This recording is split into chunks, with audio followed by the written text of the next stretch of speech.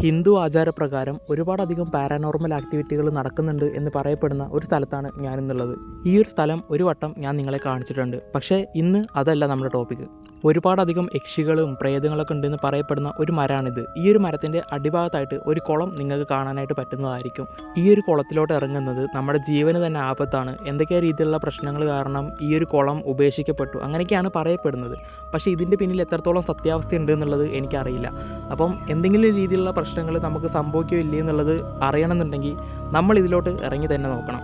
നമുക്കെന്തായാലും ഇറങ്ങി നോക്കാം, എന്തും സംഭവിക്കാം. ഒന്നെങ്കിൽ നമ്മൾ അവിടെ തന്നെ സ്റ്റക്കായി നിന്നേക്കാം, അതല്ലെങ്കിൽ അതിനകത്തോട്ട് പോയേക്കാം. എന്തും സംഭവിക്കാം, എനിക്കറിയത്തില്ല.